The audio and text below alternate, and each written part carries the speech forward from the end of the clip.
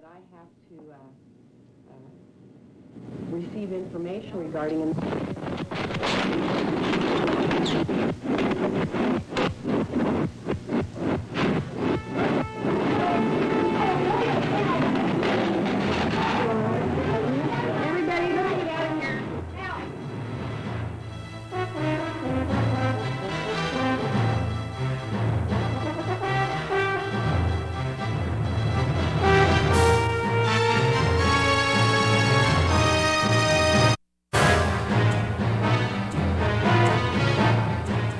The information you are about to see, much of which has gone unreported until now, will shake the very foundation of the government's cover story about what happened in the Morrow Building in Oklahoma City on the morning of April the 19th, 1995. The news staffs of ABC TV and radio, CNN, Associated Press, as well as those of Time and Newsweek magazines, have known most of these facts for several months. They have chosen to ignore everything that does not seem to further incriminate the FBI's designated guilty parties. For the next 90 minutes, settle back in your easy chair and place yourself in the jury box. You will be seeing evidence that the juries in the real-life trials of Timothy McVeigh and Terry Nichols may never be allowed to see. Some time ago, a number of calls came into our network here at White Springs that indicated something was very wrong in the Oklahoma bombing matter. Families of the victims spoke out.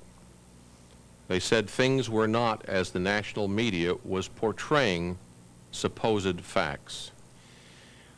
We started looking into the Oklahoma bombing and became more and more concerned, to the point where we commissioned this team to take cameras, investigators, and reporters to Oklahoma City and elsewhere to try to put the pieces together. Expensive, dangerous, but somebody has to do it. What follows now is their report. Hi, I'm Pat Shannon.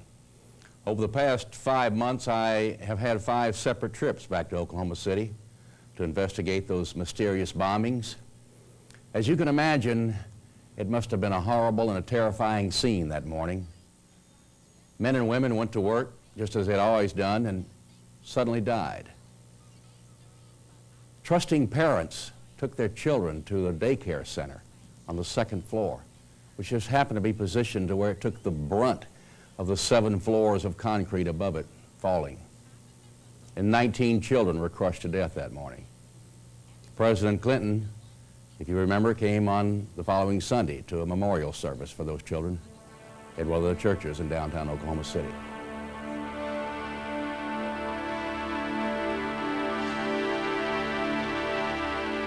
In our private investigative circles, we refer to the bombings, plural, because while indeed there may have been an explosion in a Ryder rental truck outside on the street that morning, there also were multiple explosions inside the building. Now, why the federal investigators and the establishment media refuse to acknowledge these facts, we cannot say. Why the BATF refused to answer any questions? For 35 days, they were challenged on no one being in their offices that morning. They were finally forced to yield to pressure when a mother who had lost 2 of her babies in the nursery that day came forward on national television to challenge them, at which time a District Director Les Martz from Dallas said that indeed there were 5 agents in the building. In fact, one of them, their local director, Alex McCauley, was riding on an elevator at the 8th floor with the DEA agent, and at the moment of the explosion, they fell to the 3rd floor. But Les Martz lied. Our later investigation proved this. Did Timothy McVeigh and Terry Nichols really pull off the greatest mass murder in American history? Would a 26-year-old Timothy McVeigh with just a few years in the military have the experience and the knowledge to be able to do this? And if so, would he be stupid enough to drive up the highway at 85 miles an hour with no tags on his car? And if he were stopped by the highway patrolman, Charlie Hanger, as he was, would he hesitate to kill one more after murdering 169 people? Why would the President of the United States and his Attorney General make accusations of people and groups around the country, accusations that they knew not to be true? Why did the governor of Oklahoma, Governor Frank Keating, attempt to thwart a member of his own party, Representative Charles Key, who simply wanted and asked for an independent investigation outside of the auspices of the FBI? These are a few of the many, many questions we've been pursuing all summer and will pursue in the next 90 minutes or so. But when we finish, you may have more questions than answers. J.D. Cash is an investigative reporter whom I had the good fortune to meet on my second trip to Oklahoma and who has worked very closely with me on this case. He is a lawyer who at age 40 retired from his business in Tulsa with enough means to pursue his long-suppressed desire to be a writer. When the explosions in Oklahoma City captured his attention, he immediately began to investigate the discrepancies in the accepted story, the single blast theory. Now, several of his articles about the contradiction of facts in this tragedy have been published locally, but he began to notice that when his editor submitted his articles to the Associated Press, they continually were being ignored. When he finally inquired in person with AP as to why they were not running his articles, he was told by the bureau chief in Oklahoma City that they had been asked by the FBI not to pursue the Middle East connection. But J.D. Cash is a tenacious reporter whose experience in the legal profession long ago taught him not to write anything that he cannot document. He has collected astounding facts that you are yet to hear from your television network news. The 1st of May, I started making some phone calls. There were some things that I was saying on the national news that didn't add up, and there were some questions, or a lot of questions that the national news wasn't even asking. And so I started making some phone calls and immediately ran into the Assistant Fire Marshal, Dick Miller. And Dick, I wanted to know where the ATF, DEA, and Secret Service was maintaining their magazines in the building. It was my understanding that they did have magazines in that building, and I wanted to know where they were located. In the conversation, he explained to me that he had never done an inspection of that building because that is a federal building and he's off limits there because of his role as being a city employee. But he did say that he had located, or the bomb squad had discovered at around 10:30 a.m. on the day of the bombing, a 2-foot by 2-foot by 2-foot box marked high explosives. The box was taken by the Oklahoma City bomb squad out to a remote area where it was detonated. His exact words were, "Mr. Cash, when they detonated that, it was definitely high explosives. No question about it." We have a number of witnesses that actually helped the BATF remove high explosives that were still undetonated from the Murrah building after a period of about 2 weeks. And I have since been able to interview a number of civilians who have told me in interviews on tape, on the record, that indeed they did help the ATF remove explosives and weapons such as a tow missile, such as hand grenades, cases of munitions marked explosives. These were removed from the remains of the ATF magazine, which was located on the southeast corner of the Murrah building. And interestingly, this room sits atop the coned-in area, what I call the coned-in area, which is the area where most of the victims were found. This is the pit area. But this room sat right up on top of it and was ruptured. J.D., how many people have you actually spoken with who heard multiple explosions that morning? I have talked to so many people who have heard multiple explosions that I have really lost count. We call them the Two Blast Club. Actually, it's no longer a point of dispute, especially when you're interviewing someone who has a military background. Those are the people who have, especially combat veterans who have been under fire, they're very attuned to explosives. I even talked to a demolition expert who was sitting in a cafeteria in Edmond, some 30 miles from the blast site. And it is his custom, when he hears a blast, to use his feet to count the subsequent blast, to check for it. And he says there was no question there were 2 blasts that day. And I asked him, I said, well, why do you use your feet? And he said, well, you can't really always trust your hearing.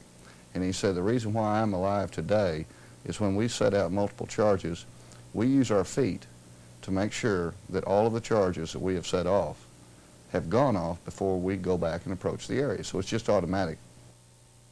Speaking of these explosive experts, did any of them comment to you on the impossibility of an ammonium nitrate diesel fuel bomb being capable of doing this kind of damage? To the last person. Every time I interview someone for my articles or for a subsequent book, always at the end of the interview or at some point in the interview, I ask them, what stands out in your mind after having been there that day or during the rescue effort? What's the most amazing thing that you saw? And 2 out of 3 times these people say the condition of the building, that they had never seen anything so torn to pieces. And anyone who has ever been through that building who is willing to be honest will always say, look at where the crater is, look at where that area, that coned in area is. It doesn't make any sense. Obviously, there were other explosions in that building that day, and that is universal. Michael Hinton was born in Atlanta, but spent much of his early life in England. He works as a lobbyist at the Oklahoma Capitol building. In April, he lived in the YMCA building on Northeast 5th Street, and his daily routine was to catch the city bus that stopped across the street in front of the Murrah building at 8:50 a.m. On the morning of the blast, having just missed his usual bus by a minute, he made a fateful decision. Had he not made the right one, he undoubtedly would have been the 170th person to die in explosions. Mr. Hinton has definite convictions about the question of a second blast. I am active with Ross Perot's United We Stand America. I was a federal law enforcement officer for nearly 22 years. That included the military service. And I'm here actively in the Oklahoma City area where I'm continuing my duty and service to my country. April 19th, I just had came out of the YMCA, run across the street on the Northwest 5th Street in Robinson area, about, I'd say 50 feet diagonal direction to the federal building. And I'm standing there on the corner that morning waiting for a Metro Transit bus, and I discovered, it was at 10 minutes till 9 at the time I was standing there, and I discovered I'd missed 2 buses.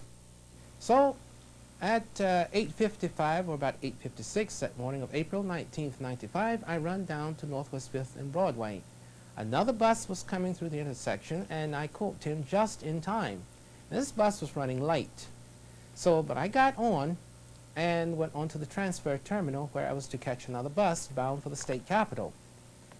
Well, after I gotten off of the bus to transfer onto the bus that's headed for the state capitol, it hadn't even been hardly 2 minutes before I heard this very violent rumble under the bus. And it occurred 2 times where the bus rocked on its side twice. And I'd say this occurred about 6 to 7 seconds apart. At that time, none of us knew what was going on, and I commented to the bus driver, I said, "My, what was that all about?" And we thought maybe another bus coming in had crashed into us or lost its brakes or something, so, we were all just sitting there in, a state of shock, like, we'd never felt nothing like that. But the bus, something to raise the bus, that much, equipment that heavy. And it was an interesting thing that the news reporters kept emphasizing on all of the local tele channels is that the Murrah building just had received a bomb threat 1 week prior to the actual bomb explosion that morning of April the 19th. You had witnessed this, had you not? Yes, I had witnessed. Now, what is interesting is that on a Wednesday, it's been about April 12th, 1 week exact, before the bombing actually occurred. It was in the afternoon, I would say 1 o'clock to 2 o'clock in the afternoon. there was a gathering of, I'd say, it was a 350 to 400 people standing around the federal building. I'm looking out me window at this, and I'm saying, like, well, what could be going on at the federal building? I said, well, maybe they had a fire drill, maybe there was some type of ceremony going on, but the more I looked and watched this, I watched these people about 30 minutes, and, you know, it didn't appear that anything that was formal, you know, like I said, going on. People were standing there, engaged in conversations and what have you. So I started to go across the street and inquire, and I said, well, maybe it's just a fire alarm went off or something, so I paid no more attention to it. But on the morning of the bomb explosion, and they're emphasizing that the Murrah building had received a threat, the thought came to me then, well, what I had observed out my window 1 week prior, that may have what was going on then. Was there any doubt in your mind or anyone's mind that there were two incidents here, 5 or 6 seconds apart? Well, I can't speak for the other passengers. I can only speak for me. What I personally heard and know for myself, that there were two distinct explosions that I heard, and the bus responded twice by rocking on its side like it did. In fact, in that second explosion, I thought, well, for a while there, the bus is going to turn over. Mr. Hinton has a friend who works in the downtown library just a block behind the Murrah building. It, too, received severe enough damage to close it for several weeks. The two later had a conversation about the matter, and Michael asked him, I says, where were you on the morning of the bomb explosion? He says, Michael, I was right here in the library. I says, how many explosions did you hear? He said, I heard what appeared to be two distinct explosions and possibly a third. Despite the best efforts of the authorities, the two-blast theory rolls on. More witnesses come forward.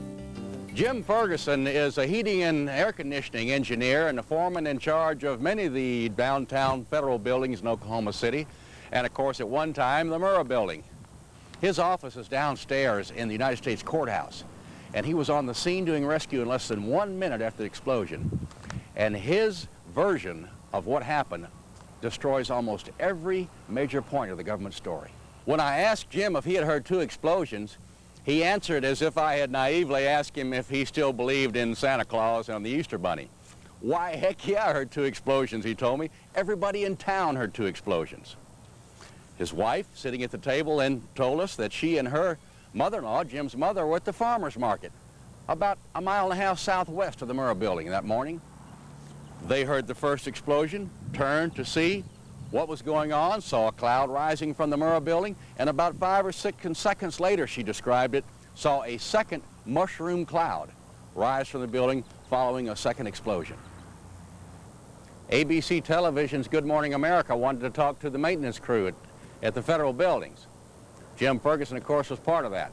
And all went well until he began to tell about bullets zooming by his ear a half an hour or so after the explosion when he was doing a rescue on the 3rd floor. Cameras began to roll again as excited reporters jumped forward with their pads and pencils to hear this man's story. He said, I was in Vietnam. I know what bullets going by your ear sound like. And they said, what are you talking about? And he explained that the cache of ammunition from the 9th floor, where the building had ruptured, had dumped into the automobiles down on the ground, and the fires there were setting off the ammunition, and bullets were zinging by Jim's head. It's made a great story, a human interest story, a blockbuster of a story. But when it got to New York, someone chose to cut the segment, and it was never aired. I asked Jim if he had trouble breathing once he was inside the Murrah building. He said yes, he was there in less than a minute. In fact, the dust was still rising. I said, what about gas? What about fire? And he was very emphatic and said there was absolutely no gas, no flames in the Murrah building. We spoke with the Fergusons at their home on the night of Wednesday, June 14th, 1995. The next afternoon, June 15th, I reported this story over the People's Radio Network nationwide. A few days later, Jim had a visit from 2 FBI agents. And it was for this reason that he subsequently refused to go on camera with us for this documentary or even be interviewed by anyone else. You could call him another witness intimidated by those who were supposed to be attempting to solve the crime. Now, I'm not an explosive expert by any means, but however, to a man, you should know that every explosive expert, from former Navy SEALs to civilian owners of demolition companies that we talked to, have all told us that an ANFO bomb, that's ammonium nitrate fuel oil, ANFO. An ANFO bomb has two glaring signatures. nitrate gas, and fire. Even after the flames are out, you can't go near that scene for an hour or two without a gas mask. If the FBI and the control news media were seriously looking for the real facts of the case, would they not attempt to draw conclusions from the evidence of witnesses such as Jim Ferguson? His testimony not only strengthens the likelihood of there having been multiple bombs on the scene, but all but eliminates the possibility of this damage having been caused by an ANFO explosion. The evidence shows that if there even was an ANFO bomb outside, it was only large enough to cause a diversionary effect, strong enough to destroy not much more than whatever vehicle carried it and maybe some windows, but thereby igniting the numerous car fires in immediate proximity and allowing its nitrate gas to dissipate quickly into the open air. According to every independent expert we spoke with, the truck bomb simply could not have been large enough to cause the massive damage seen at the Murrah building. J.D. Cash and I had been wondering how so many ATF agents appeared on the scene so suddenly after the explosion. And if they actually were at work that morning, why were they outside the building and not in their offices on the 9th floor? This became a national issue on May the 23rd, on the day of the demolition, when Edie Smith was on CNN following the demolition of the Murrah building. And she brought it to the country's attention that she had a lot of questions about what the ATF knew prior to the bombing. We want to know, a government agency on the 9th floor who's supposedly the target of the bombing, where none of their employees were in the office that day. I mean, did they have a warning or didn't they? We can't get them to answer. Early on, Pat, I assumed that the reason that the BATF was not at their office that day was because possibly just a superstitious thing. It's April the 19th. Their supervisor said, hey guys, maybe tomorrow isn't a good day to be at work. And they just went out and played golf or whatever.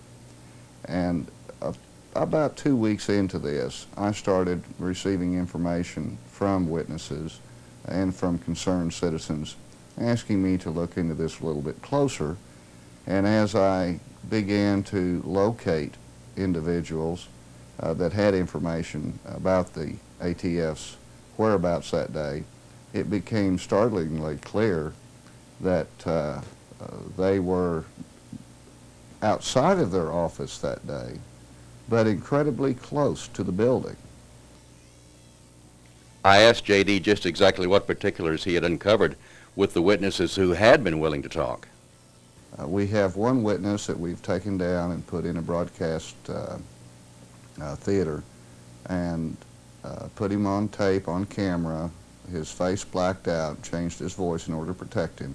And this individual has told us that he saw 6 to 8 ATF agents 14 to 16 minutes after the blast working the crater area, working the rubble, looking for bomb fragments outside the Murrah building on the morning of the blast.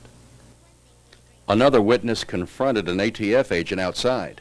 A local broadcasting company, a local affiliate, has a witness that they have interviewed on more than one occasion who, along with this person's supervisor, rushed up to the building 2 minutes after the blast, and the first person that person encountered was a jacketed ATF agent. And when I say jacketed, I'm talking about their raid jacket where their initials are clearly marked.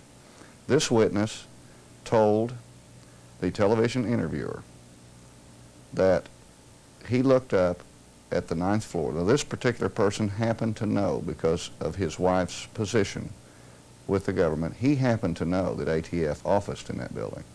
And he pointed up there to the 9th floor, which was largely destroyed, and then looked at this individual and said, "How are you alive?" And the ATF agent, according to this witness, said, "I was told not to come in this morning. We've had a bomb threat." We talked about another witness who was parked on the street only 100 paces from the Ryder truck. He survived nicely. It's amazing.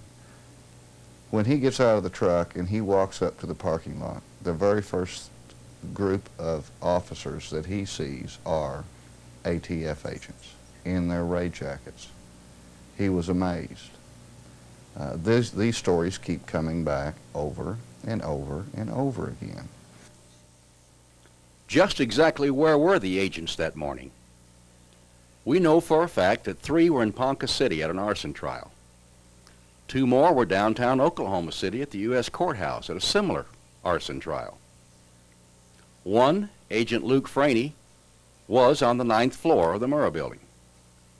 Another, Alex McCauley, the agent in charge, claimed to have been on the elevator, claims to have fallen from the 8th floor to the 3rd floor. 5 others were unaccounted for. We wonder, 5 or 6 unaccounted for.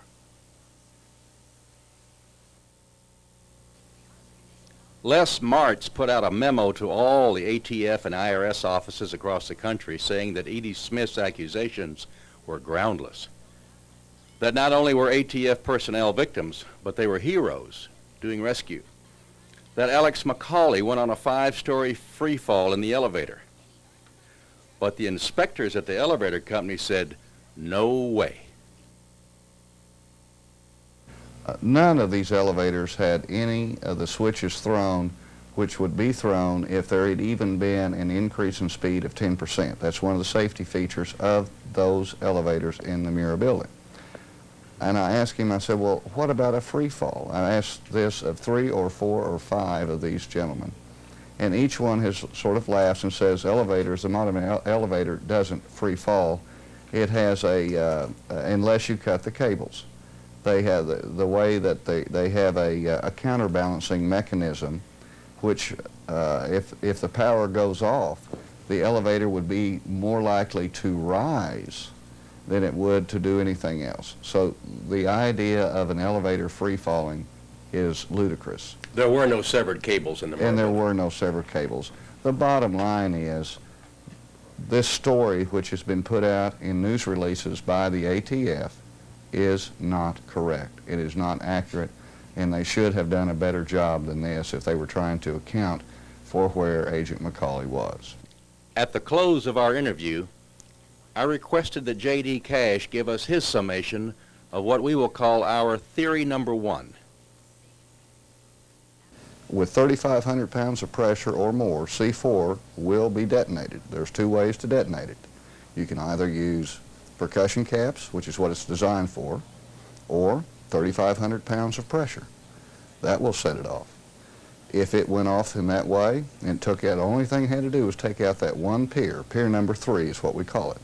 And when that goes, there goes 8 floors, and there's your pit area, and there are most of your casualties that day.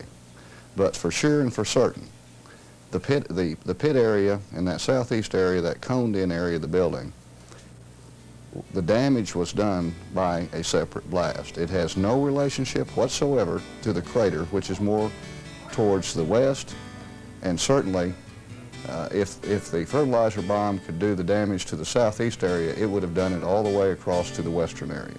This is a remote area from the fertilizer bomb, if it was indeed a fertilizer bomb.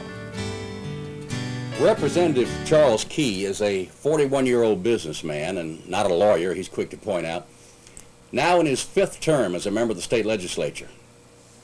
Many of the victims' families live in his district, in the western portion of Oklahoma City.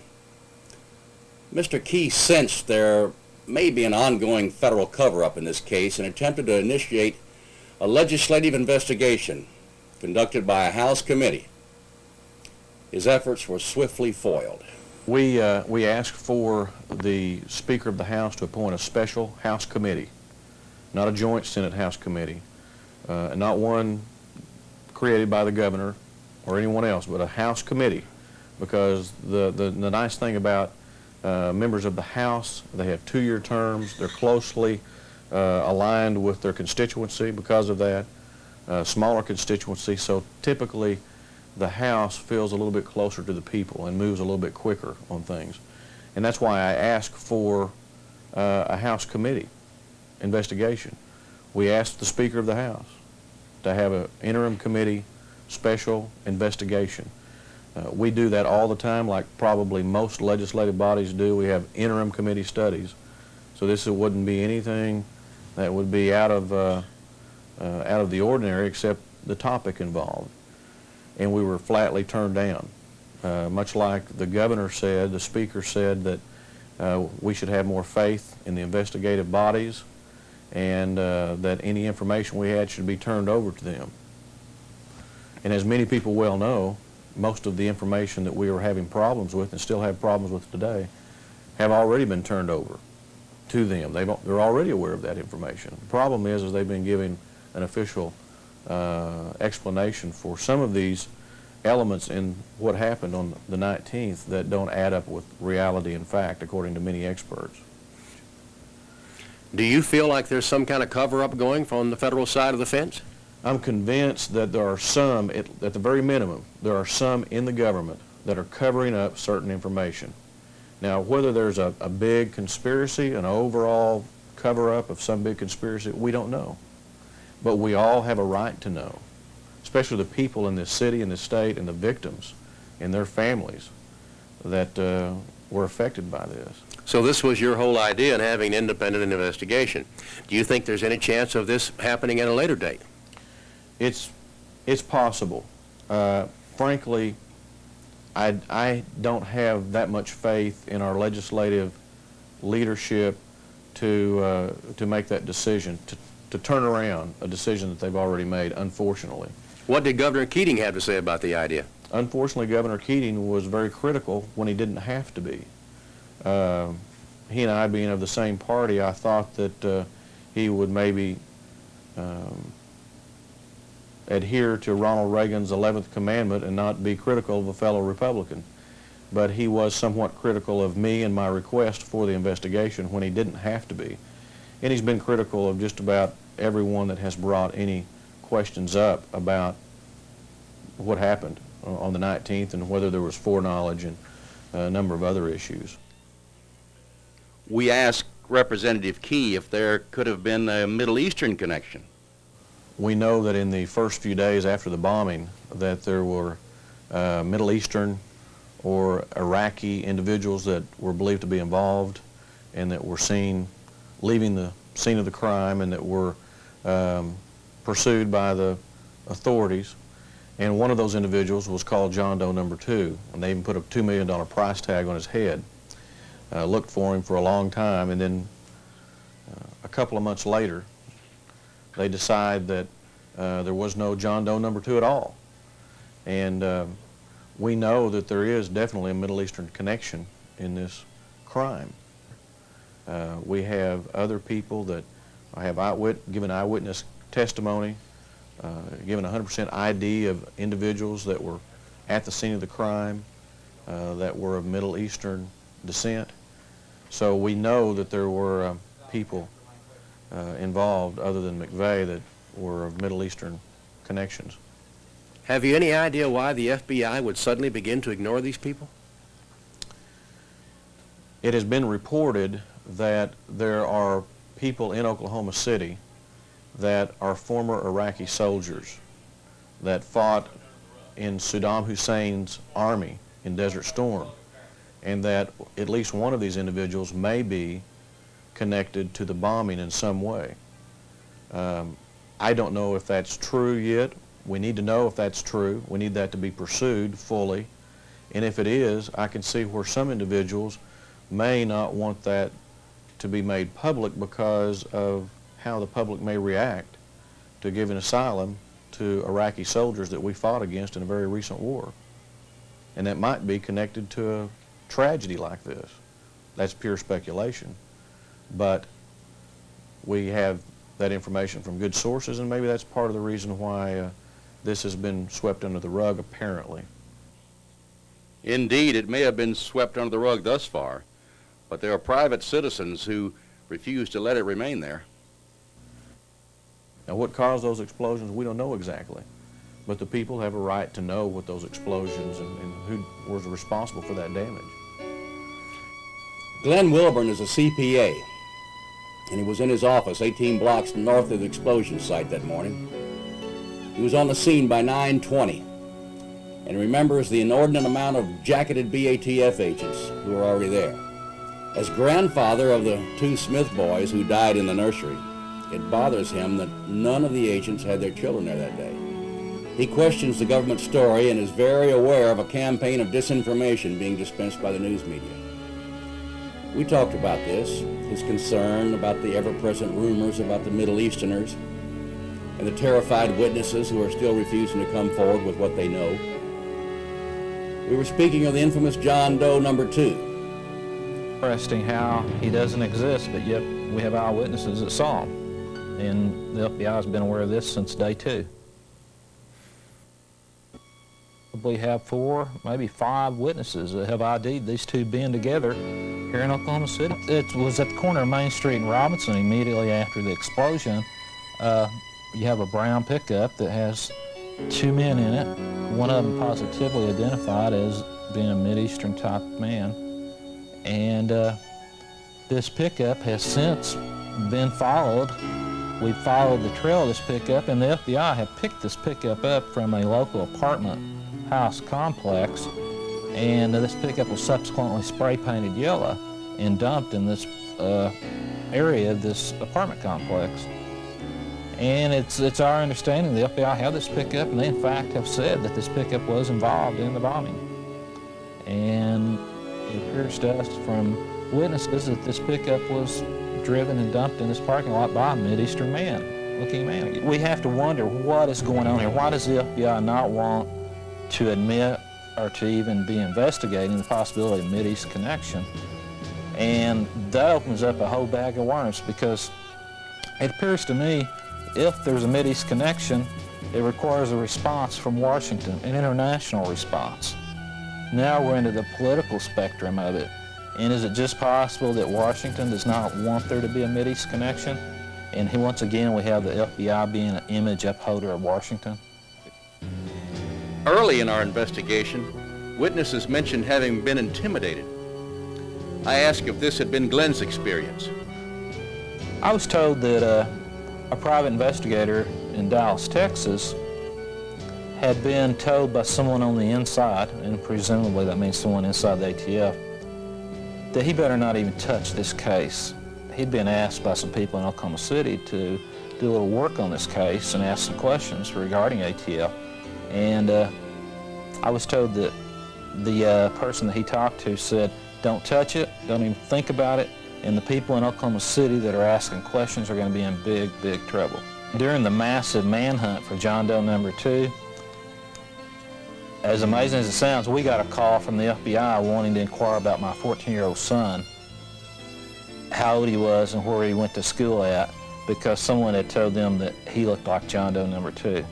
Oh my goodness. Now he's 14 years old, and of course I was livid, and I don't know if it's just intentional harassment or if it's simple incompetency on their part, but they did have the audacity to call here.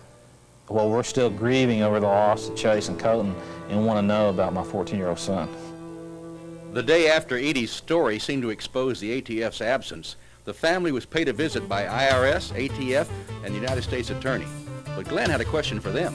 In the short time they were here, I said, you know, now that we know the significance of April the 19th, we know that to the militia it is a very important day. There are significant things that have happened before on April 19th, and there was a significant thing happening that day on April the 19th in Arkansas. April 19th had a lot of symbolism, and I asked them, I said, you know, as professional law enforcement officers, and it's your job to just try to stay up with these things and know of times when there's danger. I said, did it not occur to you there could be danger that day? That it just might be a bad day somewhere? And of course, both the ATF agents said absolutely not. But very interesting, after the meeting and 2 hours later at noon, I'm watching television on CNN, and of all things, I see Mr. Beerball from CNN interviewing John McGaugh, the head of ATF out of Washington, D.C. And it's kind of deja vu, because Beerball asked the exact same question to Mr. McGaugh that I had asked to the agents in my living room that morning. I was very concerned about that. We did some things here in headquarters and in all of our field offices throughout the country to try to be more observant. But it was primarily, we didn't anticipate something like this. We were thinking about, demonstrations and things like that. He saw this only 2 hours after his morning meeting. What were his feelings? I'm assuming they lied to me. Somebody lied to me. Either McGaw lied on national TV or the two guys in my living room lied to me. Somebody was lying that morning. It appears to me.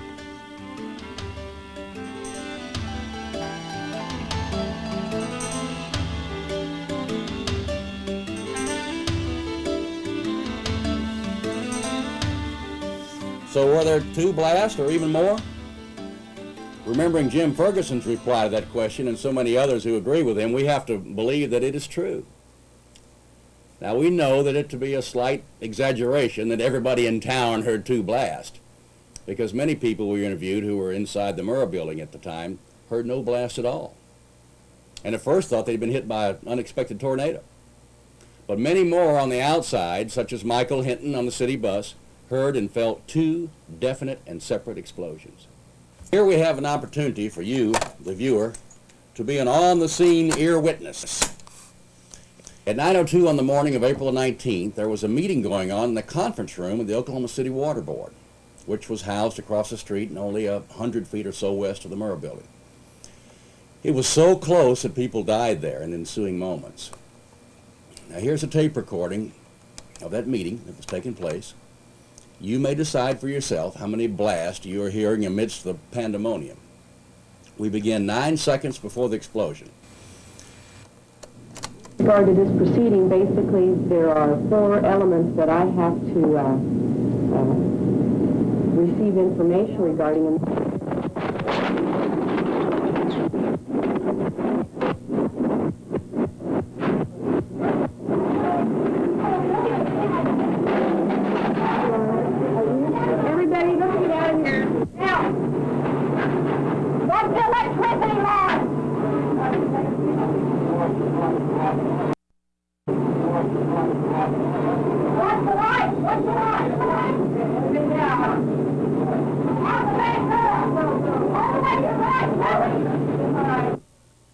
We postulate that the pop, which can be heard 4.2 seconds prior to the explosion, is a detonator which failed to function. Explosives normally have a backup detonator. We propose that this is what triggered this blast. Experts have stated that the ANFO blast should have lasted 5 seconds. The recorder had an auto gain control which was activated by the intensity of the sound of the blast. The top of the sound was cut out for almost 10 seconds. Only overlapping explosions could have caused the auto gain control to remain engaged for this length of time. There was at least one other tape recorder operating in the vicinity that morning. An attorney was drafting a letter to his dictating machine at the time. Now, although the lawyer's office was farther away from the scene than the water board building, and the fidelity of the recording is not as good, the same details are obvious. A pop precedes explosion by precisely 4.2 seconds on this one too. This data, of course, is insufficient to reach any firm conclusion. However, it would seem apparent that an event which preceded the truck bombing by 4.2 seconds was recorded at 2 separate locations in Oklahoma City. This, coupled with the information recorded by the seismograph machines in Norman, should have been cause for further investigation. Dr. Charles Mankin is the man in charge of the Oklahoma Geological Center at Norman, which is 16 miles south from downtown Oklahoma City. His credentials are impeccable. His knowledge of the celebrated seismogram from 9:02 a.m. on April 19th may be surpassed only by that of his colleagues, Drs. Ken Luza and Ray Brown, who also just happened to concur with Dr. Mankin. In layman's language, something happened in that event to cause 2 separate bleeps of some 5 seconds each to appear on the seismograph. So having that kind of information was puzzling as to why you'd have 2 separate events that gave virtually identical signals. Dr. Mankin explained that he and his colleagues believed this to be caused by subsurface structures creating a delay in the signal's travel time, thereby reflecting a mirrored event. However, he was quick to point out, so while that explains the rationale for the 2 different signals, we're still left with the issue of how do you explain the duration of each of those signals. The seismic evidence combined with the audio recordings points to a dual explosion larger than possible with a single ANFO bomb. This precludes the theory of McVeigh and Nichols acting alone, unless it can be proven that one or the other was inside the building that morning.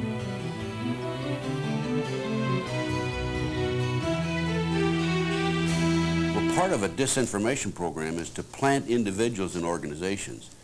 This is common.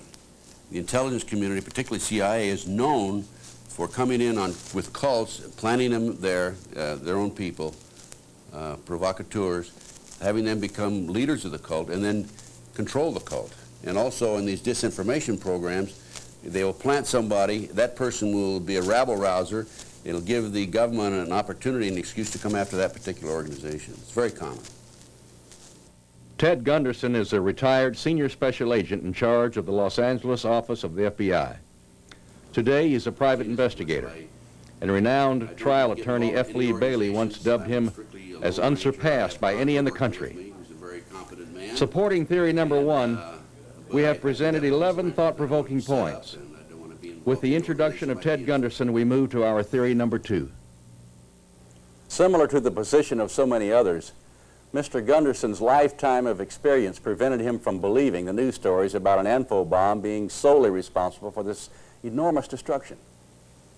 Then there was a perplexing situation of John Doe 2 being seen by so many witnesses that a $2 million price tag was placed on his head.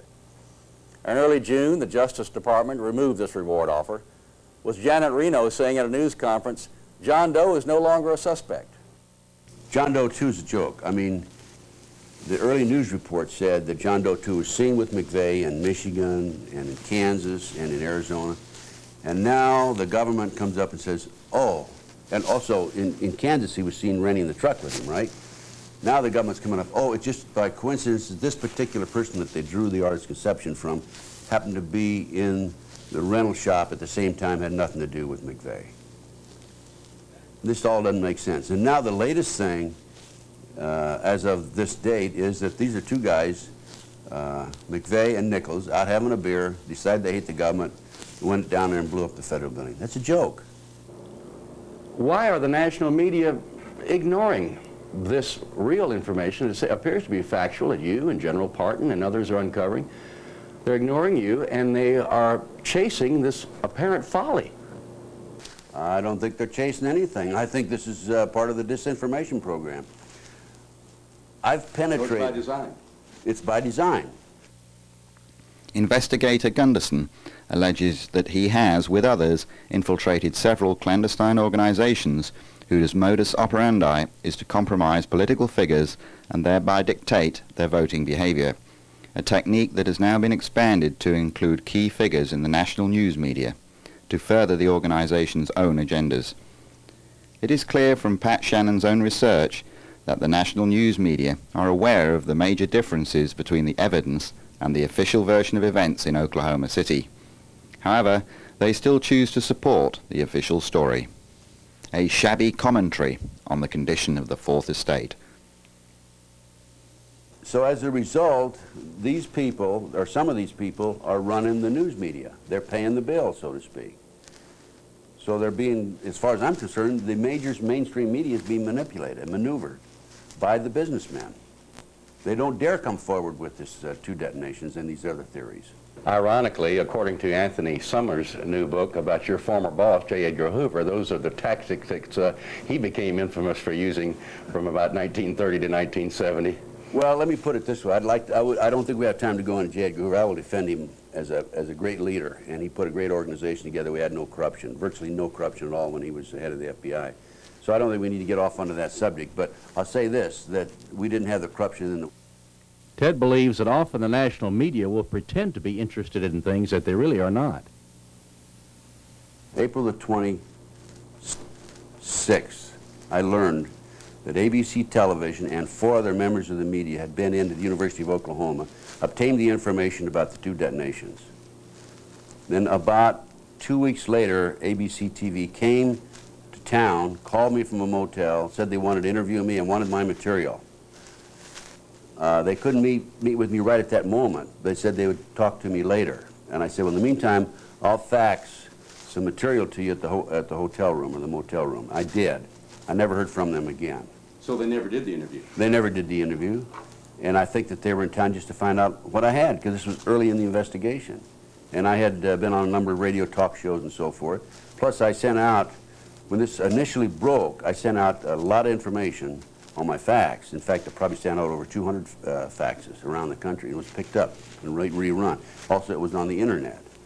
But it was, they didn't want to interview me. They didn't want this, they only wanted this information to find out what I had, as far as I'm concerned. And ABC TV had this information earlier. They have never used it. The two detonations were mentioned, I understand, on one occasion on CNN, but they haven't been used since then.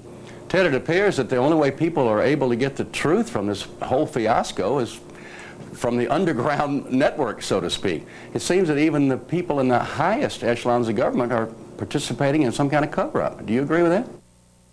I agree 100%. We furnished our material to Senator Arlen Specter early in the investigation. I sent him a fax. Said, I'm former #2 man in the Philadelphia FBI. I was there when you were U.S. Attorney, and I'd met him in the past when he was there as the U.S. Attorney. And I said, I have some very important, critical information for you. Please contact me. I haven't heard from him yet. This is several months ago. So, also the FBI. We furnished this information to the FBI. About 10 days after I furnished it to the FBI, I received a phone call. The agent said, I received this fax. You want me to send it to other FBI field offices around the country? I said, well, you can do what you want to do. I sent about 200 of them out. I don't think it's going to make any difference one way or another now. But in the end, the bottom line was he wanted to know where I lived and what my phone number was and so forth. And I said to him, hey, please come out and interview me. Because I not only want to talk about this, I want to talk about some of the other things I'm involved in. The only responsible person, quote-unquote responsible, who has contacted me or done any follow-up that I've furnished this report to is Stephen Jones, McVeigh's attorney. Had a nice letter back from him. You will be contacted in the future and so on and so forth. And as a matter of fact, his investigators have already interviewed my associate and me. Nationally syndicated talk host Anthony Hilder compared the Oklahoma bombing to the Reichstag fire in Germany in 1933, which was committed by one political faction and successfully blamed on the opposition. Hilder was one of the first to interview Ted Gunderson after the Oklahoma City tragedy. Is this something that occurred as a result of talk show hosts like myself inspiring some crazies to get out there and take out a federal building, or is this not in fact something that was set up for the purpose of frightening the population of this nation into surrendering our rights for a new world order? I'll have to say, in all honesty, in all sincerity, there's no question in my mind, and this is my opinion, that an incident occurred or was established or happened that was planned, and the purpose of that was to enrage the American public, and to make sure and force Congress to pass anti-terrorism legislation, which we do not need, but which at the same time would imperil our civil liberties and further erode our civil rights and help destroy what we believe in our Constitution. You know, they're encouraging and asking that new legislation be passed, anti-terrorist legislation. I have with me the guidelines of the current guidelines of the FBI in investigating terrorist acts. These guidelines are more than adequate to investigate what we have, any potential acts in the future. Will you say that right into the camera? Yeah, these guidelines here are more than adequate to investigate any terrorist group, domestic or foreign, that comes into the United States. There's no question about it. I've reviewed them. I haven't had an opportunity to review these in 15 years. I reviewed them just the other day. They just would work perfectly. There's no problem with it. There's no reason for any new legislation. For nearly 30 years, you were on one side of the fence, and then suddenly you're coming out on the other and actually accusing your former employers. Why are you doing this? For 45 years, 28 years as an FBI agent and 16 years or 15 years since, I've never changed positions. I've always been on the right side. I'm a seeker of the truth. When I was in the FBI, I sought the truth. When I got out, I still seek the truth. So it's not me being against the FBI. I'm against anybody who is not being honest.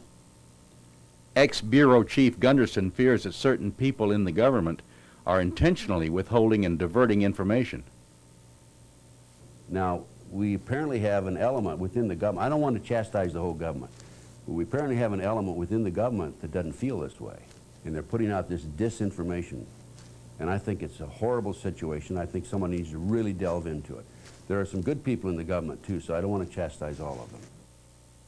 You left the FBI at a relatively early age. I would presume you were probably in your 50s after nearly 30 years. Why did you retire so young? Were you under a cloud of any type, or was there some kind of corruption that you couldn't stomach within the FBI at the time? No, I've never been involved in any corruption, knew of no corruption when I was in the FBI. It was a great organization. I had a fantastic career. I'd get up in the morning and shave, and I'd say, I can't believe they're paying me to go to work today, that sort of thing. And I retired because I was 50 years of age, and I had mandatory retirement at age 55. So I said, well, why should I wait another 5 years? I'll get out now. And I did. The only problem I've had since I got out is there's been a disinformation program aimed at me by unknown sources within the government. Like I've been accused of being a homosexual and being involved in suffering from mental problems and being forced out a disgruntled employee, that sort of thing. But none of it is true. None of it's true, absolutely not.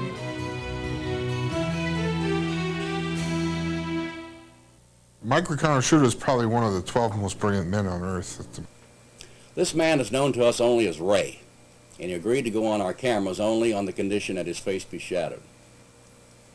He was recruited into the CIA by a 20-year veteran operative to work with one Michael Riconosciuto. They were to build portable electronics labs to intercept communications. These were highly technical and sophisticated command posts known as C3I, which stood for Communication, Command, Control, and Intelligence. We're being fed the information secretly, and we know what's going on. I would prefer believing General Parton's explanation than the ANFO explosion. Of course, we have our own definition of what happened. Their own definition of what happened is the super bomb, which has been touted for months by Ted Gunderson on talk radio. Now, the way our pineapple bomb works is that a cloud of aluminum silicate, lead azide, and a few other ingredients is set up so that a specific chain molecule exists, it permeates the air all the way around the pillars and so on and so forth. And this cloud is energized with a high voltage pattern, a specific high voltage pattern, which produces a sort of a stairway pattern in the molecular structure of the cloud. Part of that pattern is a hydrodynamic generator, a hydrodynamic power generator, an energy source, shall we say, permeating the cloud, which is then energized with another energy source and then detonated. And this causes the cloud itself to explode in such a fashion so that if the cloud is circulating around the pillar, then it crushes the pillar from all sides and turns that pillar literally to dust and leaves only the rebar behind. So if you've got this cloud permeating all the way around the first floor, wherever it is, anything in its path gets crushed, imploded to dust instantaneously. And when that happens, of course, there's nothing left to hold up the floors above, so bang, they come down like a pancake. How does this coincide with the 5 or 6 second differential seen on the seismograms from Oklahoma Geological Center? Well, the delay in the two detonations is very critical. In fact, it's one of the most critical aspects of the bomb that gives it away. And so I'm not going to comment how accurate the seismographic delay is. I'm going to say that it's within the accuracy range that it should be to fit our bomb signature. Could your bomb have been numbers 2 and 3 that people heard? Absolutely. In fact, that's what I'm proposing that happened. The number 1 was the ANFO, number 2 was the setup explosion, and number 3 was the final detonation. Michael Riconosciuto. He's currently serving a 30-year sentence in the South Carolina Federal Penitentiary. He and Ted Gunderson have been acquainted for more than 15 years. They worked together on cases that resulted in 5 murder convictions. Michael Riconosciuto is one of the developers of the barometric bomb. However, he claims that in 1991 he was framed on drug charges by factions in the government in order to get rid of him. His documentation of being drug clean and company tests for years prior to his arrest tends to substantiate this. Investigator Gunderson and I traveled to a federal penitentiary in South Carolina. We wanted to talk with Michael Riconosciuto about his drug conviction and also about this super bomb which the government denies exists. Looking at General Parton's photographs, they very dramatically show the elements of the structural steel rebar protruding in the bomb debris. And this is a type of damage that is not possible with an ammonium nitrate fuel oil or ANFO type bomb. An ANFO bomb has a lot of gas pressure and very little brisance or shattering power.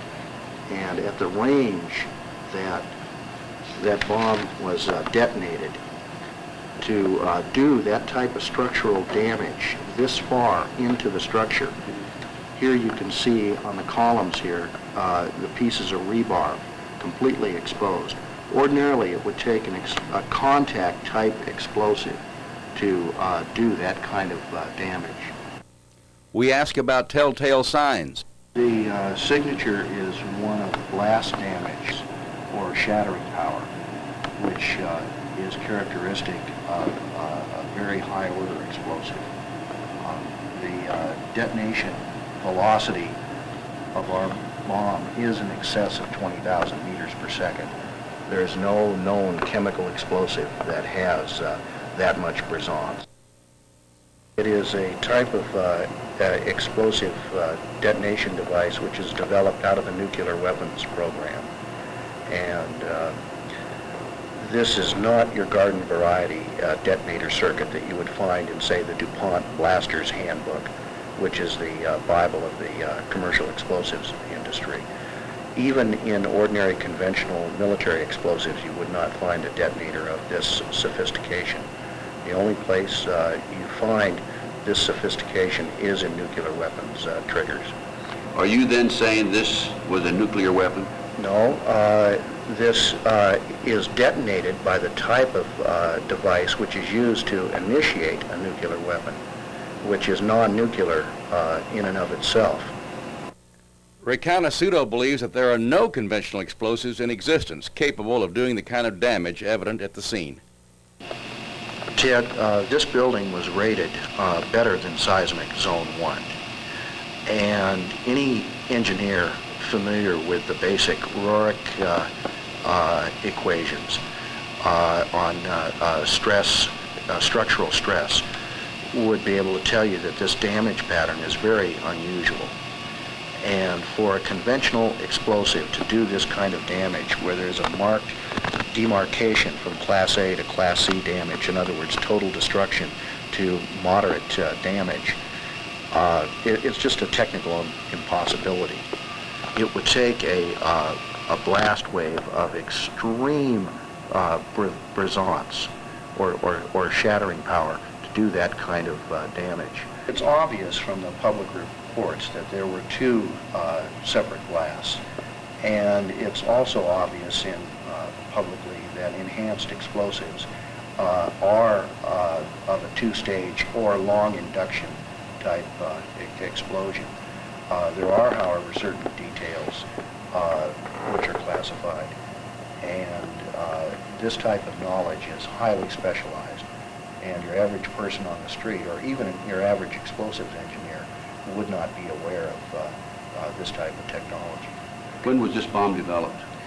This bomb was developed in the late 70s through our company, Pyrotronics Corporation, which was a parent company of Hercules Research. And then we went into a joint venture with the Wackenhut Corporation. In order to demolish a building like that, a building that is designed for better than seismic zone 1 stresses, would take an immense amount of rigging, and you would have to actually drill the structural members to plant the charges. Is this bomb, the barometric bomb, a directional bomb? Yes, the blast dispersion can be precisely controlled. It can be omnidirectional, or it can be very directional in a less than 15-degree fan if it's detonated that way. Michael, assuming that the building was drilled and wired, could it have been done from closing time on Tuesday night before 9 o'clock in the morning Wednesday? Absolutely not. It would have taken days to prep a building like that. Does this bombing fit the signature of any other bomb other than the barometric bomb? None that I know of. Do you have any knowledge of the barometric bomb ever having been used before other than during experimentation? Yes, it was used to take down a high-rise apartment building in downtown Beirut in retaliation for Mr. Buckley's torture and death. What year? That would have been in 1984. And who was responsible for that? Who had control of the bomb at that time that did this? Our friend. I don't want to. I don't turn the camera off.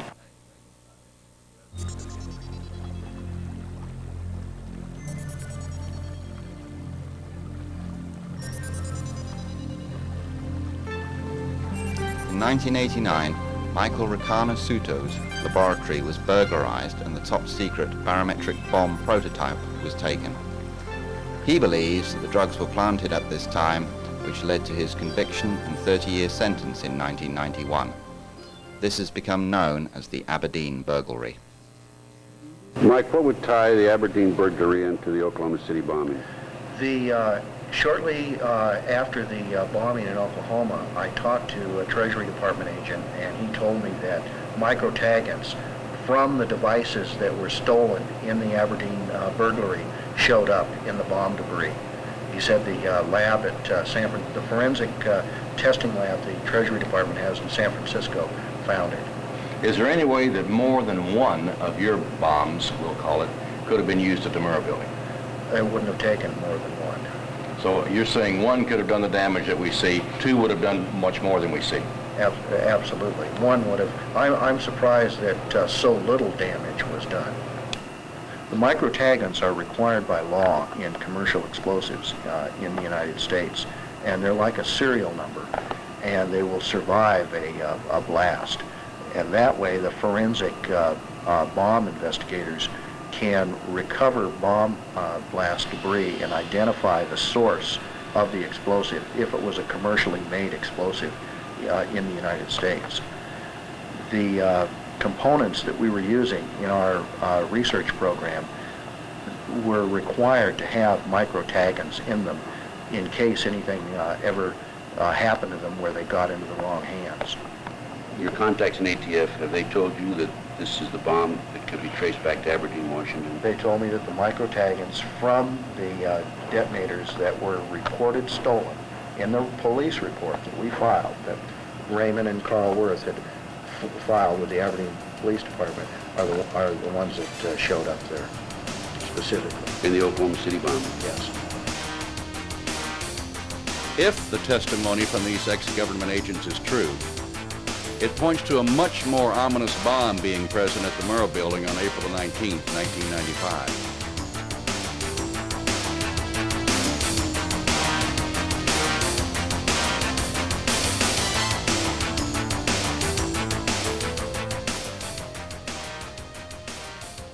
Theory number 2, then, is a super bomb, no larger than a pineapple, apparently maintained by the CIA, planted either in the truck or inside the building, and detonated from a remote location by a person or persons unknown.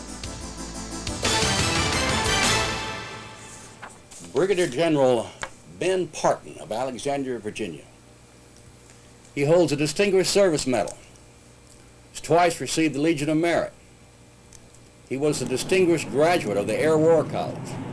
He holds 2 master's degrees and is a candidate for a PhD. His expertise over most of his 31-year career in the United States Air Force was demolition, and he headed up the Explosives Research Laboratory for the Air Force. He knows how buildings fall and what the identifying signs are as evidence of detonation after they have fallen. He could tell immediately, from nothing more than pictures in magazines, that the American people were not being told the truth about the Oklahoma City tragedy. In mid-May, a 7-page letter went from the retired Air Force general to Senator Don Nichols of Oklahoma, imploring the senator to take steps to stop the demolition of the Murrah building on May the 23rd. To allow this building to be demolished would be tantamount to the commission of another crime.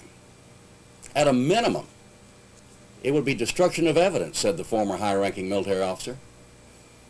We caught up with General Parton in Albuquerque, where he was presenting all these findings on the subject to a large audience at the University of New Mexico.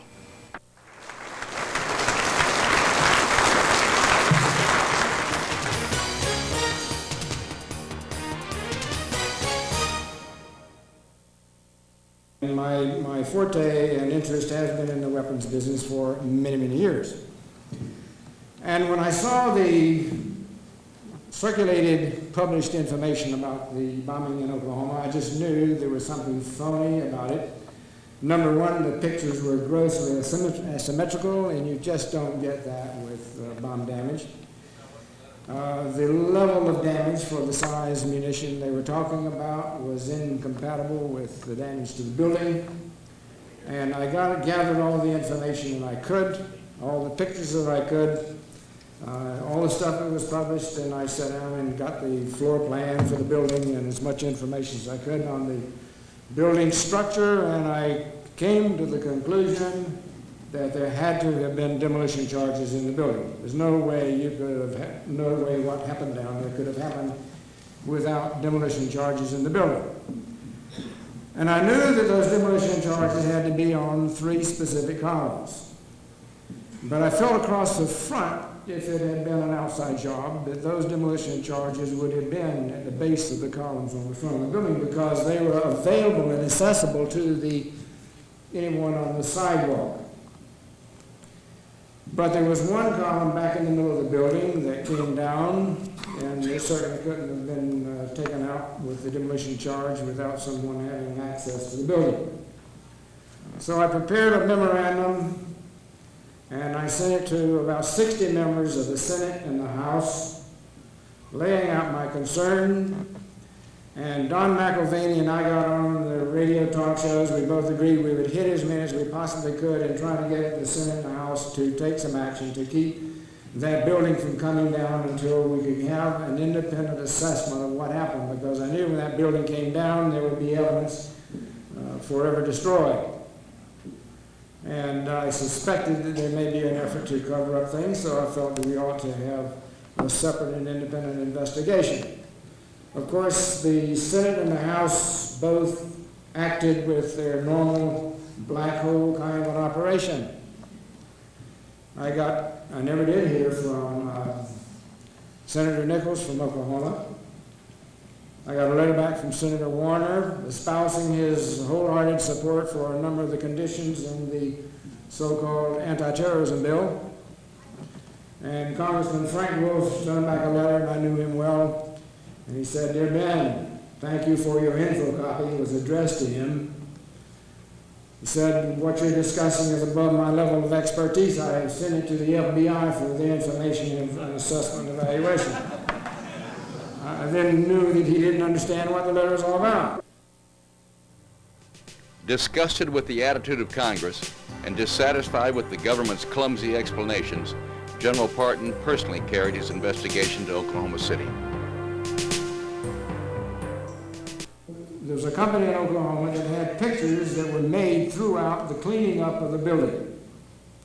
They hauled over 315 ton truckloads of material away from that building, hauled it out to a landfill, smashed it down with equipment as much as they could, covered it up with dirt, put it behind a chain link fence with guards on the gate. So if that's not a figurative and a literal cover-up, I don't know what is a cover-up. Was this destruction of evidence precipitated because the government prosecutors feared the remaining forensic evidence might clear their official suspects, McVeigh and Nichols? Or would it have proven ATF, DEA, and Secret Service carelessly stored dangerous explosives on the 8th and 9th floors? General Parton feels the photographic evidence disputes the last half of this theory.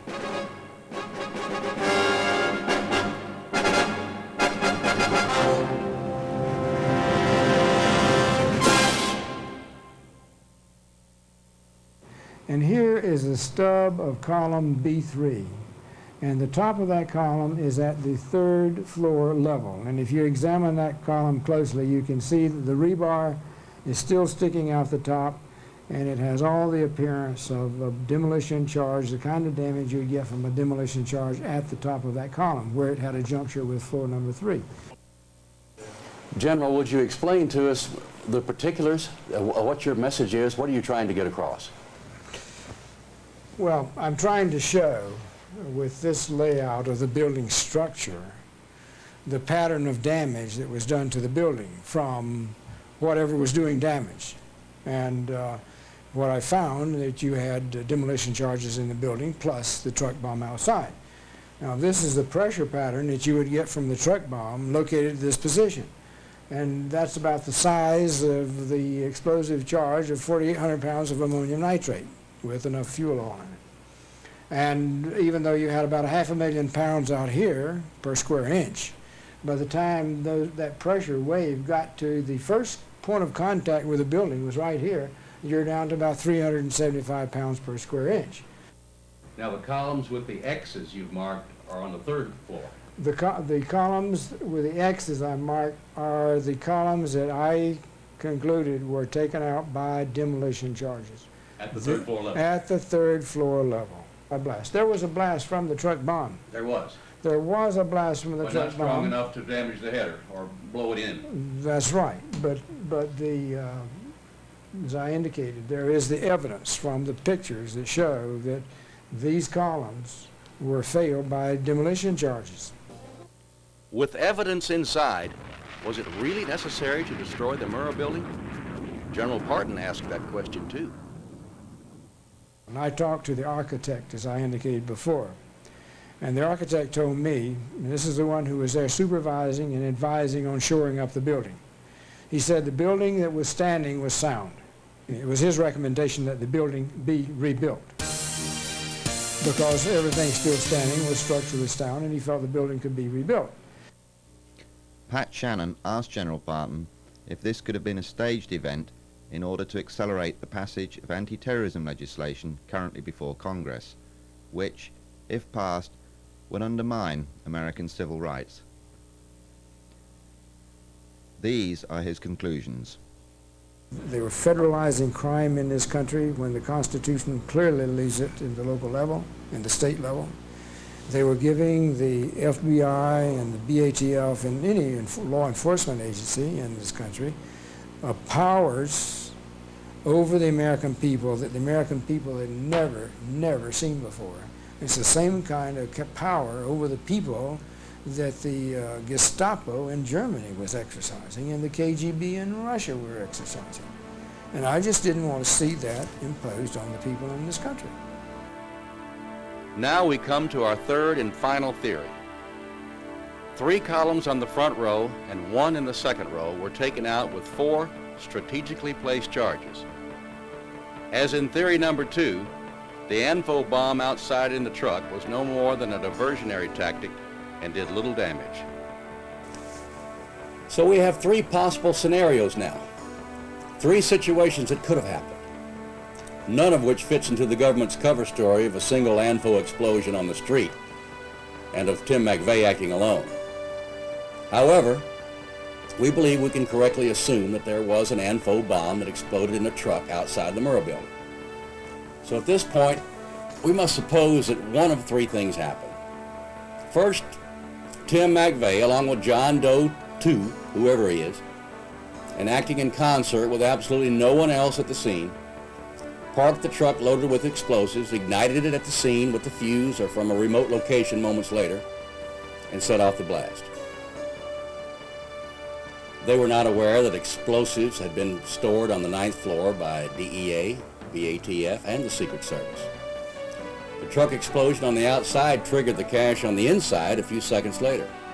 This would account for the multiple explosions heard by hundreds of witnesses and even captured on tape, as well as the 2 separate shakes on the seismograph, 5 seconds apart.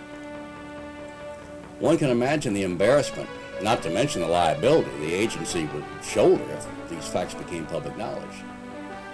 Therefore, it was in the best interest of the government to demolish the building to prevent any further investigation.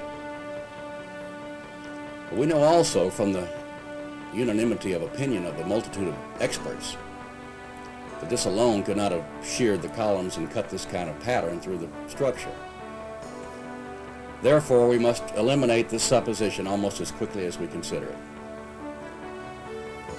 The second and third possibilities involve more intrigue and provide even a more sinister answer to the question of why this gigantic effort at a cover-up. Now let us assume for a moment that John Doe 2 is leading Tim McVeigh around by the nose, coercing him into buying the fertilizer, renting the truck, etc. But John Doe 2 is also working closely with the government, relaying all the information to them, unbeknownst to Tim McVeigh, of course. Tim, then, is the inveterate and the classic patsy, much as was Lee Harvey Oswald in 1963. So when the truck bomb goes off at 9:02, the barometric super bomb described by Gunderson, Ray, and Reconnaissance is triggered by a Confederate in an unmarked helicopter, which was seen above the building by several witnesses at the time of the explosion. On the surface, this theory seems to have merit, but it simply does not and cannot fit, again, the pattern of destruction. In an attempt to show that perhaps both Gunderson and General Parton were correct, that several super bombs were strategically placed, as Parton was suggesting, we asked Michael Reconnaissance if this could be. He vetoed the idea immediately.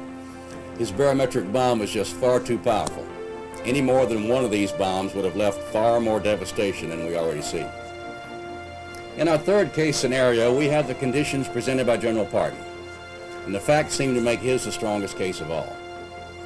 Remember, he's a bona fide demolition expert from the United States Air Force, and of the precise ilk the government would have brought forward a long time ago if his testimony had been favorable to them. Of course it's not. His scenario could have included Tim McVeigh only on the fringes at best, and certainly not the mastermind. You see, both General Parton and the BATF are very aware that if Parton is correct, and he is certain that he is, it would have to involve duplicity at the highest levels of government. Those columns could not have been drilled and wired, and those charges so strategically placed without a team on the inside. Some say that this would have taken several days and not feasible because the activity would have been witnessed by too many people. But General Parton says the columns did not have to be drilled and wired, not even wrapped, he says. He says a bucket full of C4 or C5, maybe a cubic foot in size and weighing about 60 pounds. Placed next to the columns he's identified would have had the sufficient power to shear those columns, turn the concrete to powder, and leave only the rebar as evidenced. This operation could have been performed in 10 minutes, said General Parton. And we found that to be interesting. The building foreman told us that there was no security in the Murrah building after 11 o'clock at night, when the cleanup crew left. Only a night watchman who patrolled the area around the U.S. courthouse. Now, with proper timing in Watergate fashion, it would have been a simple matter for those with keys and knowledge of the alarm system to enter, place the charges, and then be gone from the area before the watchman returned on his routine rounds. If the truth is ever known, we agree with General Parton that of the three, this supposition will prove to be the closest to that truth. There were other innocent victims of this tragedy. First, the President and the Attorney General jumped to outrageous conclusions and seemed to make whatever public accusations that might prove to be politically expedient. They blamed in general the Christian right, and in particular the conservative talk show host and the unorganized state militia. The charges were all groundless, but because of the source, the news media had a field day for many days. One of these unfortunate victims was James Nichols of Decker, Michigan, the older brother of Terry. In the heat of the hysteria, the public sat back in wonderment as James was arrested without charges, indicted on flimsy circumstantial evidence, and placed in a federal lockup for 32 days. He was finally released when prosecutors admitted that there was nothing on which they could base a case against this man. They arrested me. First it was protective custody. I argued with that. I objected to that. Then they brought up charges upon me, falsely. Indicted me with a grand jury indictment the day before we was going to have a probable cause hearing, because they didn't have any evidence for a probable cause hearing. So they used the prosecutor's grand jury rubber stamp. Afterwards, they let me out. Finally, after 3 court hearings, the judge said that he sees no evidence. They presented no evidence to connect me. And then Janet Reno come on last Thursday, the 10th of August, I think it was, said that I'm totally exonerated, they had no evidence. Well, if they didn't have any evidence after another 60 days of surveillance and investigation, how did they have enough evidence to put me in prison to start with? Another tawdry example of the victimization of survivors is the Edie Smith and Kathy Wilburn story. So then all the letters that you received from the Red Cross, none had any money in it? No, they didn't. And they were opened no matter how it was addressed, and this became a concern to me because there was such a massive volume of mail. And I was wondering, why were they opening our mail? So I called them. I picked up the phone and called them. The first person I talked to said, "Dad, we don't open the mail." I said, "Well, ma'am, I wouldn't make up this story or lie to you." I said, "Our mail is certainly being opened." And they referred me to Dee Jackson, the head lady of Red Cross, as I understand it, here in Oklahoma City, and she said, "We don't open the mail." And I said, "Well, our mail is being opened. Can you, and she said she'd check into it. When I talked back with her, we were told that she would put a stop to them opening the mail, but the mail was being opened because they were protecting us from hate mail. Red Cross was afraid that since Edie had had 2 children murdered, that people were going to send hate mail to her. Did that ever occur?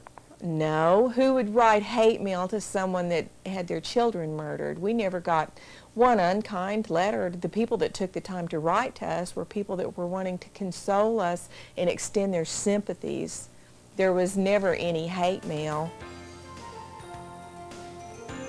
It has been said many times that those that do not know the past are condemned to repeat it. But how will we ever understand this incident in the recent American past if we are confined to the headline version, which seems to be designed for public consumption in the interests of protecting a few very powerful people? And while we cannot yet be sure of what did happen that dreadful morning, these months of research for this documentary have made us absolutely certain of at least 2 issues. Firstly, a single ANFO explosion in a truck outside the building was not solely responsible for the enormous destruction and unprecedented loss of life. Secondly, as General Parton wrote to Congress, the effort required to mastermind and execute this intricate operation does indeed pale in comparison with the effort taken to cover it up. We must agree with Chuck Harder's opening statement. There is something very wrong with the Oklahoma story. Mr. Johnson? Yeah, first it's a question about blowing up a building. Are there any circumstances under which an individual is justified to blow up any building? After you've evacuated it and you wanted to cover up the evidence,